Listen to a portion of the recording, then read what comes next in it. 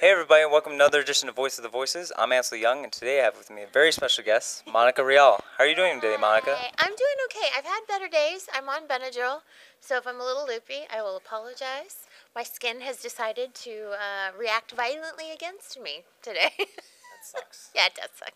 It sucks pretty bad.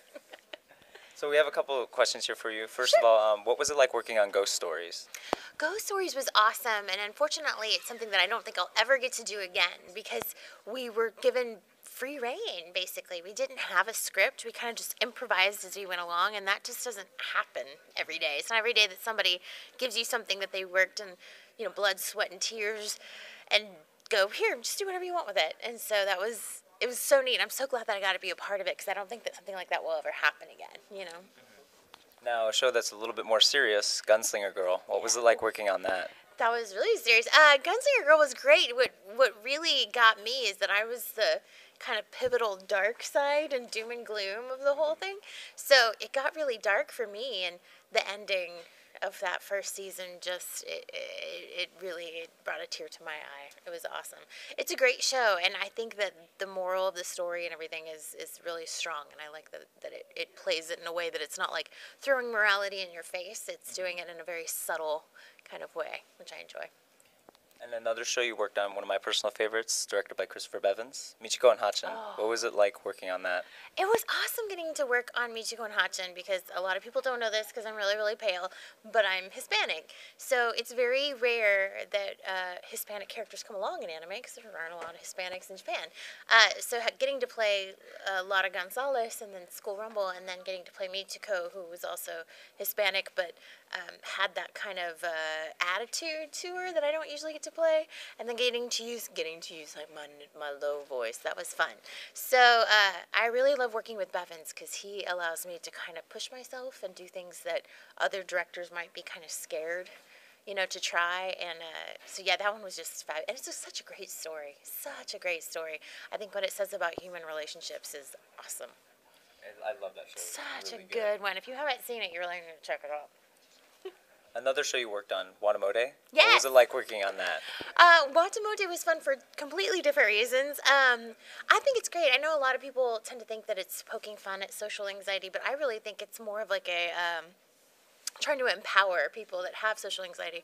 Because you watch Tomoko go through all these horrific things, but she kind of comes out of it unscathed for the most part and kind of picks herself up and goes at it again. And you have to admire her for her tenacity, if nothing else.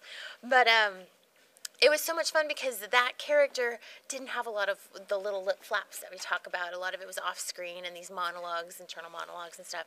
So as an actor, it was fun because I felt like I really got to, act. And I just love that character so much. It was a weird situation. Sometimes you go into the booth and things just click and they just fit and they just work. And that was one of those situations. Awesome. I love that show. It was completely So good. over the top. Yeah, It's awesome, it's so though. crazy and good. And I think everybody else did a great job. Emily Neves and David Matranga, and Emily did a great job with the directing. So just all around a really good, heartfelt show. Lots of feels. Another show you worked on, which is pretty creepy. What was it like working on that? I enjoyed working on Another because it's very rare that I get to do any of the, if I do creepy or bloody or gory shows, I'm usually like, the Shiros or the Sweet People, so I don't get to see that stuff happen. And May didn't get to see a lot of it happen, but at the end she got to see it all go down. And that was kind of cool, but Chris Ayers would be sure to show me things that I didn't get to see while I was on screen because he knew how much I was into the death and the gore and the craziness. And it was a really trippy show. I loved that it was a horror. You don't see a whole lot, or at least we don't see in our industry, a lot of the horror genre, like true horror. So I thought that was fun.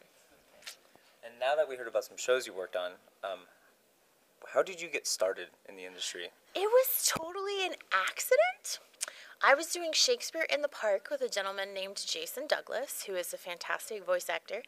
And he just kind of mentioned, hey, I'm working for this company in town, and you should really give it a shot because you sound like you're 5. And I'm like, thanks. So he gave me the number. Yeah, right. And I was like, thanks, I guess. So I went and auditioned. I called them, and they were having auditions that weekend. It just was really weird. And so I went and auditioned, and somehow, I guess, it all worked, and I waited around for a while, and they called me in for Walla, and then they started calling me in. This is ADV back in the day. They started calling me in for stuff, and I thought, well, this will be fun for a couple of years while I do my theater and all this stuff.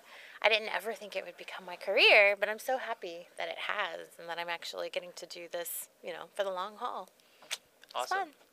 Now, is there anything that's recently been announced or recently come out that you'd like to talk about? I don't know how much I can talk about right now. Let's see. I know I can talk about Psychopaths 2. I'm in Psychopaths 2 that's online for Funimation.com.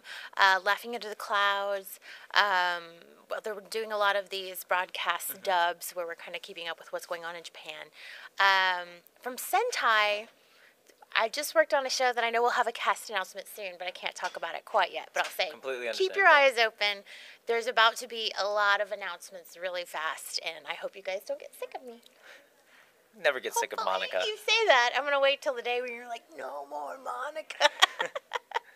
Well, in case if people have missed our previous interviews with you, can you share your Facebook, Twitter, or any other social media networks that fans can follow you on? That'd be great. Yeah, I'm very vocal on Twitter. If you follow me at Rialisms, RIALISMS, that's usually the best place to ask questions and whatnot. I do respond, and people tend to freak out, which I think is hilarious. I'm also on Facebook. I have a Facebook group called it's called Fans of Monica Rial, but it's not just about me. It's about anime and stuff, and everybody's really cool and chill.